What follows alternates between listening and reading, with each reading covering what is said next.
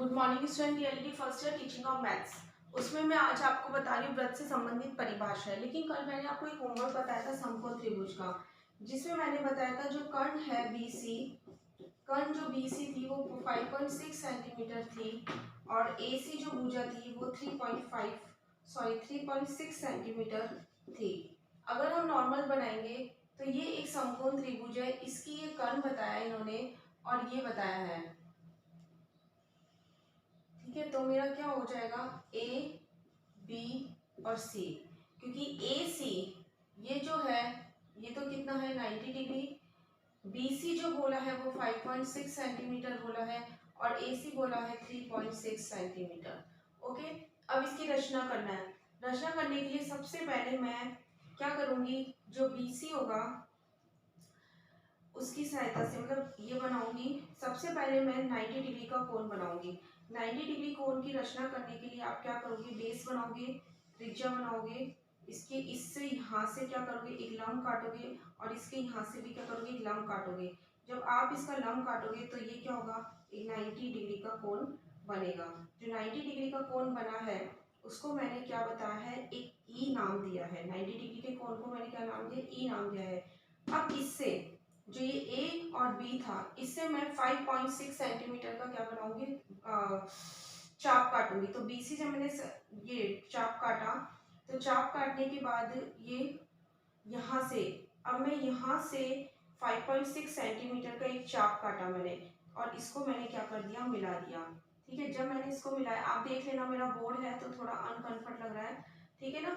B तो क्या करूंगी, ABC इस तरह बनाऊंगी। ये एक यहाँ पे इससे बनाया है तो यहाँ पे मैंने एक चाप काटा तो क्या बन गया, ये ABC, C ये रहा। और ये कितना बन गया मेरा 3.6 सेंटीमीटर, क्योंकि मुझे रेखा बनाने के लिए एक और मैंने क्या लिया था, त्रिज्या ली थी। तो ये आपका क्या हो गया 5.6 और ये क्या हो गया 90 डिग्री, 90 डिग्री। ये आपकी पूरी की पूरी रचना हो गई। क्लियर हो गया, कुछ भी नहीं था इसके अंदर। सबसे पहले मैंने क्या किया था, ए बी लिया था कोई भी आधार मान के, फिर उस पर मैंने क्या किया था, बी ए ई पे क्या बनाया था, एक मैंने 90 डिग्री का कोण बनाया और 90 डिग्री के कोण से ही मैंने क्या बनाया, 3.66 सेंटीमीटर की त्रिज्या काटी। यहाँ से काटूंगी, यहाँ से काटा 3.6 सेंटीमीटर, तो ये यहाँ पे इस तरह इसको वे आउट करेगा। और फिर मैंने सी बिंदु से बी बिंदु की ओर 5.6 सेंटीमीटर का चाप काटा और इस तरह एक त्रिभुज की रचना हुई है। मैं आपको रचना लिखवा देती हूँ, आप एक बार वापस से प्रैक्टिस कर देना, क्योंकि मैं बार बार बोलूँ ये बोर्ड है, इससे थोड़ा सा प्रॉब्लम आ सकता है। लेकिन जब आप उस रचना को देखते हुए प्रैक्टिस कर सकते हैं, इसमें कुछ भी नहीं था। जैसे जैसे जो जो पूछा जाता है आप वैसे वैसे उस चीज को करने की कोशिश क्या करो। प्रकार की सहायता से क्या करना है, आपको डी को लेके फिर पूरा का पूरा बेस उसका क्लियर करना है। अब इसकी रचना लिख लीजिए।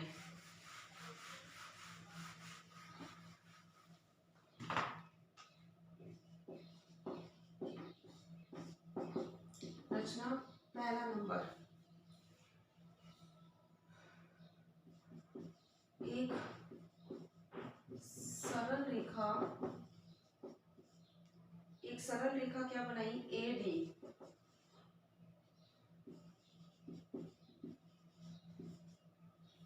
फिर क्या किया, ए डी के बिंदु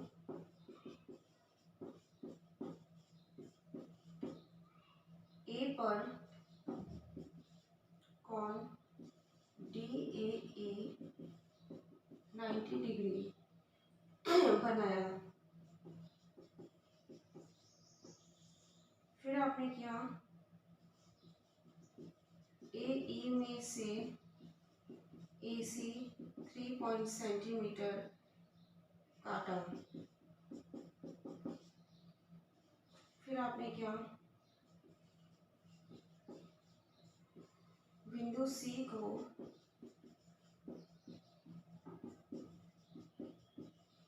केंद्र मानकर 5.6 सेंटीमीटर त्रिज्या का चाप घुमाएंगे। फिर आता है जो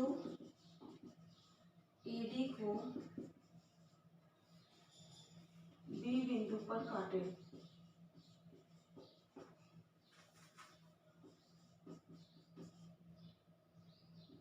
फिर आता है त्रिभुज ए बी सी,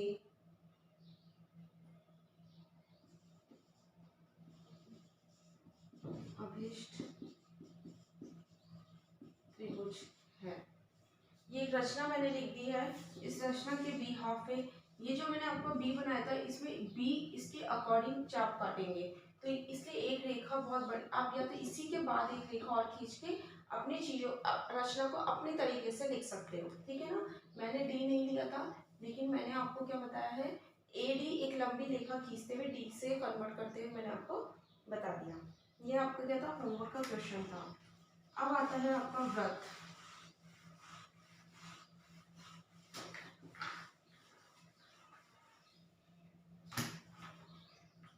अब आपका क्वेश्चन आता है व्रत। अब देखो व्रत क्या होता है, पहले इसकी डेफिनेशन देखो। किसी समतल में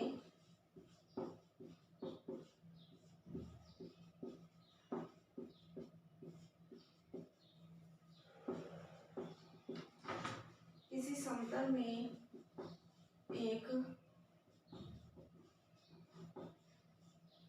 स्थिर बिंदु से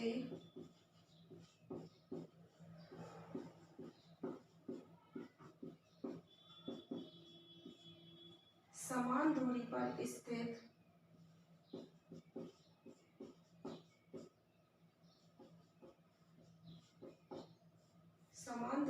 स्थित समस्त बिंदुओं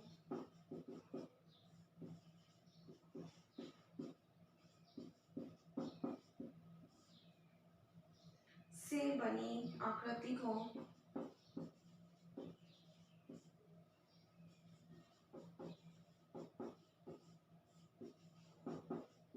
व्रत कहते हैं।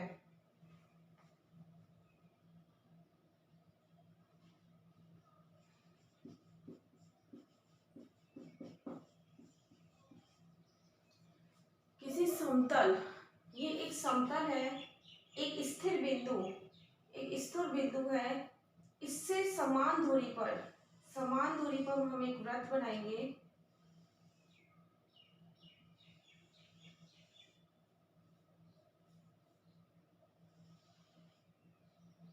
ठीक है, समान दूरी पर स्थित समस्त बिंदुओं से, चाहे लेफ्ट ले लो राइट ले लो, मतलब पूरी की पूरी बिंदु से एक बनी आकृति को, ये जो आकृति बनी है इसे हम क्या बोलते हैं, व्रत कहते हैं।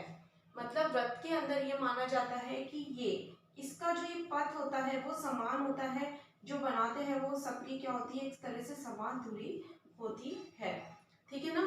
तो ये क्या माना जाता है, व्रत का मतलब, तो व्रत की डेफिनेशन ये होती है। अब व्रत के अंदर बहुत सी चीजें हमें देखने को मिलती है, लाइक व्रत का व्यास, व्रत की त्रिज्या, व्रत का चाप, ठीक है ना, ये सब क्या होता है। तो देखो मैं यहाँ डायग्राम बनाती हूँ।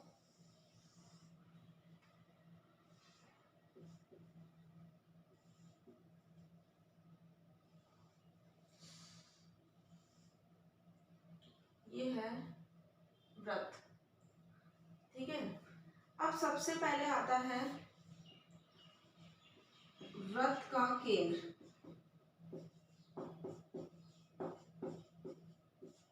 जो व्रत का केंद्र है वो हमने क्या माना है, ये जो O है वो है व्रत का केंद्र। ये क्या माना जाता है, व्रत का केंद्र माना जाता है। तो व्रत का केंद्र क्या हो गया कि जो समान दूरी पर जिससे हम एक चाप काटते हैं वो क्या माना जाता है, व्रत का केंद्र। सॉरी, एक जो बिंदु पे जो समान आकृति की एक आकृति बनाते हैं, समान दिशा में एक आकृति बनाते हैं, उसे क्या बोलते हैं, व्रत का केंद्र बोलते हैं। फिर दूसरे नंबर पे आता है व्रत की त्रिज्या, जिसे हम रेडियस बोलते हैं। व्रत की त्रिज्या, व्रत की त्रिज्या क्या होती है, जो व्रत का जो पॉइंट होता है उससे एक आकृति की ओर जाती है त्रिज्या, उसे क्या बोलते हैं, व्रत की त्रिज्या बोलते हैं, ठीक है। लिखो, व्रत पर स्थित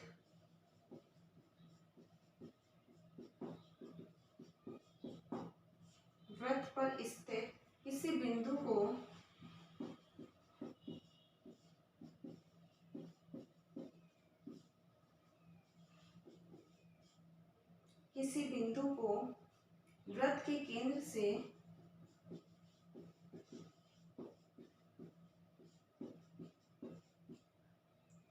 मिलाने वाला रेखाखंड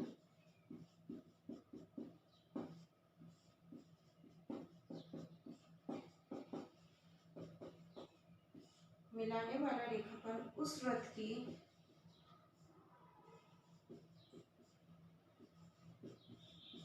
त्रिज्या कहलाता है। उस वृत्त की त्रिज्या कहलाता है। ओ बी क्या है, एक तरह से जो ओ बिंदु, ओ हमने जो नाम दिया, ओ बी क्या है, वृत्त की त्रिज्या है। तो किसी बिंदु पर वृत्त के केंद्र से मिलाने वाला जो रेखाखंड खींचा है हमने, वो क्या होता है, एक वो क्या कहलाती है, त्रिज्या कहलाती है। अब वृत्त का आता है और इसको आर से डिनोट करते हैं, ठीक है ना। वृत्त की जीवा,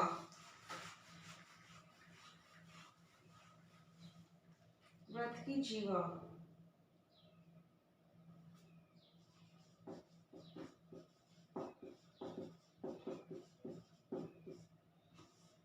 पहले डेफिनेशन लिखो। वृत्त की जीवा का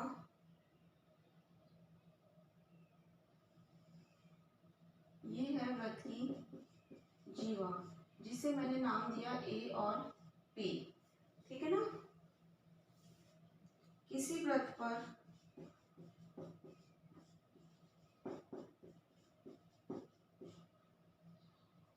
स्थित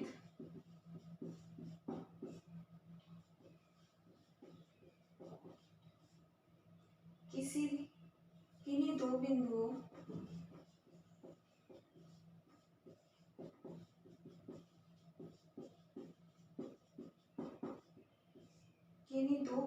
को मिलाने वाला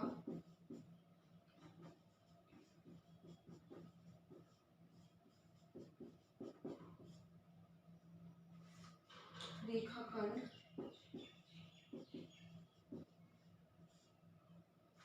उस वृत्त की जीवा कहलाता है।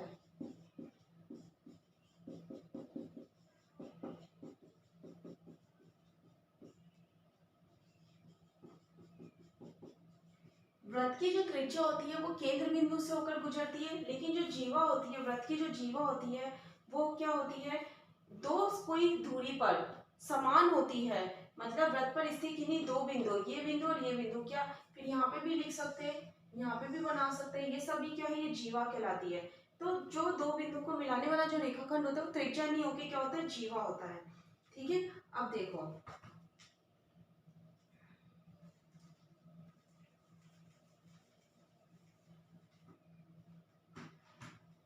फिर आता है वृत्त का व्यास। क्या आता है, वृत्त का व्यास।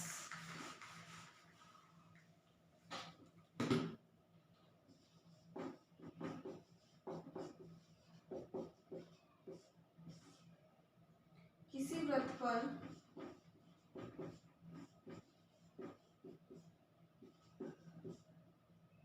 किन्हीं दो बिंदुओं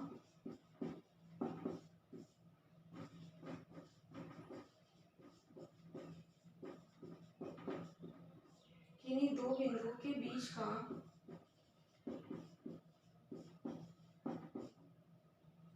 सतत भाग वृत्त का चाप कहलाता है। वृत्त का व्यास कहलाता, किसी वृत्त पर किन्हीं दो बिंदु के बीच का, ये इधर उधर जो बनेगा वो जीवा बनेगी, लेकिन बीच में जो बनेगा ये पूरा ओ और पी, ये क्या है, एक तरह से ये वृत्त का व्यास है। जो रेखाखंड बनाती है बीच में वो वृत्त का व्यास है। ये आपसे वृत्त से रिलेटेड सारी डेफिनेशन हो गई थी। और ये क्या है, वृत्त, ठीक है। केंद्र बिंदु पता चल गया, त्रिज्या पॉइंट से जो भी हम दूरी समान दूरी पर जो रेखाखंड खींचते हैं वो त्रिज्या होती है। बिंदु, दो बिंदु के बीच की जो दो बिंदु रेखा, सर्किल जो होता है, सर्किल की दो बिंदु से जो एक रेखाखंड खींचा जाता है वो जीवा होती है। दो सर्किल की दो बिंदु से बीच में सतत भाग में जो रेखाखंड खींचा जाता है वो क्या होता है, व्यास होता है। ये चारों चीजें क्या थी, वृत्त से संबंधित डेफिनेशंस थी। और ये क्या था आपका वृत्त। अब इसमें 2-3 चीजें आती है। दीर्घ व्रत क्या होता है, लघु व्रत क्या होता है, वो मैं आपको कल के वीडियोस में बताऊंगी। आज का होमवर्क है आपका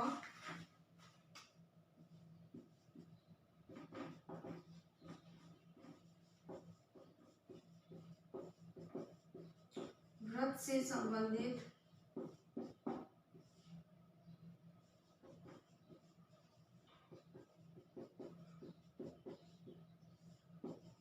परिभाषाओं को लिखिए।